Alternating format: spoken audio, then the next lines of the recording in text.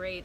I have not done a video in so long because I've been busy. I started working again, but I had done a post on Instagram on Friday and regarding trauma. So it was a graph, okay?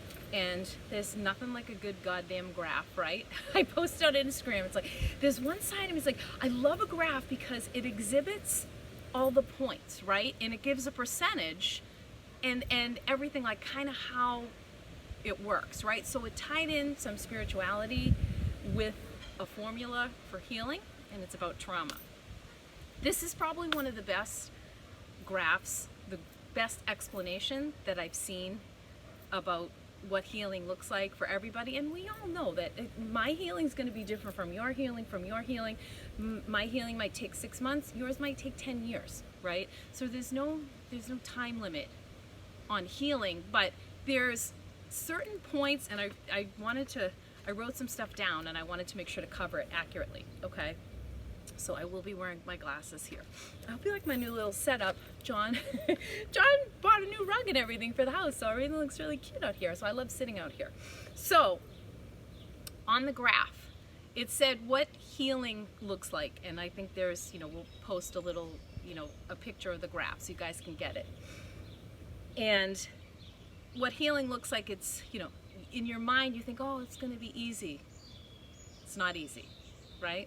Anyone that's ever truly healed or gone deep into the depths of finding out what their trauma is, or how badly they've been hurt, or something that's toxic in your physicality or in your mental capacity, it's hard work, right? It's dark work. It's not love and light. It's not, oh, peace, love, dove, like my good friend Dee Dee used to say. It's tough stuff. It's you looking in the mirror and saying, I don't like that. Because we're all responsible for our healing, right? We've all had things happen to us. We've all had things done to us, but what's been done or what's happened, it's not who we are. It's not our identity, right? So the way that the graph was set up, and this is done by, I started following this person. Her name is Heidi Preeb, and I'm sorry, Heidi, if I'm getting your name wrong, and I will give her Instagram tag at the end. But she's got some great stuff. She's got some great ideas and some really, what's the word I want to use? The graphics that she comes up with are kind of spot on. So I'm not really a huge person that says, oh, I follow this person, but the things she said, very, very accurate of how she, and I just love this one. So there's 4 things that I think are really helpful in the healing process, okay? 1, unpacking your trauma, okay? So unpacking your trauma, we know what that is, right? It's digging deep. The stuff that we bury thinking that it will never resurface again, especially if we deny that it's there, right? If I pretend that this didn't happen to me, I'm gonna push it way down. I'm sorry, of course the wind just started to pick up, so I hope you can hear me. Especially if we deny that it's there. But all trauma will resurface, undoubtedly, right? The best thing is when you take it in your own hands and decide, rather than having it surface inconveniently at the supermarket or at a family gathering, which I know personally that's happened to a lot of people. Examining your issues, right? Unpacking your trauma can be looking in the mirror. What is this thing that's making me so sad? It's really looking at it. It's opening the wound, right? Or it's examining the existing wound. You're exposing and identifying when you're unpacking your trauma. You're saying, okay, a lot of healing is making yourself vulnerable, right? And that's kind of how you got hurt in the first place, right? That's how the trauma happened. You were vulnerable or you were exposed, right? So it's doing it again to bring that inconvenient stuff to the surface, to let it move out and away from the body. Again, I love this. I was so inspired to share this with you guys because I just think it's so important, because we're going through so much right now in this world and we have the time. So before this stuff resurfaces on its own at an inconvenient time, delve into it yourself, right? Expose it yourself. You be more in your power. You heal on your own. Don't let some type of a breakdown or something else dictate how you're going to heal, right? That's how you start to take that power back. So the second space in the graphic, okay, on that pie chart, having difficult conversations, right? And difficult conversations, for me, it's confronting why you're hurt, maybe yourself and others.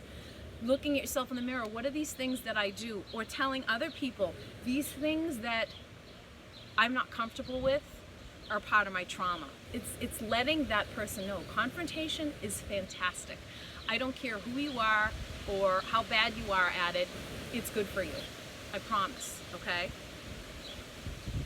So when you're confronting something, you're telling that toxic influence, you can no longer be around that. Maybe you're telling alcohol or drugs, you're toxic. You've contributed to trauma in my life. I banish you. However you want to do that. The third one, setting and enforcing boundaries. This is a huge one, okay? So when someone tries to engage in behavior that has contributed to your trauma, you enforce the fact of why that no longer works for you, right? So setting a boundary is huge. If you think about anytime you've had an argument with someone, generally, it's because they crossed a boundary. Or maybe they were doing it over and over and over, right? Maybe maybe your partner does something, it's, oh my God, they keep doing it. If you think about it, there's a boundary that you've set in your heart or in your mind. They've crossed over that, and it's upsetting, right? So setting and enforcing boundaries are important. You're allowing in the things you need, and you're keeping out the things that you don't. Boundaries are hard for some people because they feel like it's rude. You'd never say that to your child, right? You set up a boundary for your child, and why wouldn't you do it for yourself, right? Setting boundaries, especially women, right, guys? For so many years we're taught, oh, don't speak up, don't say anything, that's rude. It's not rude. You're standing up for yourself. You're your own advocate. We all have to be our own advocate, guys, when it comes to our healing, right? The last one, this is a huge one too. Taking radical responsibility for your actions, right? This is where you hold yourself accountable with all of the steps above that I just talked about, right? Being completely honest with yourself that if you allow these things to happen, if you don't have a difficult conversation, if you don't unpack your trauma, if you don't set or enforce those boundaries, then you are the one responsible for going back on your own word, right? So we make these promises to ourselves.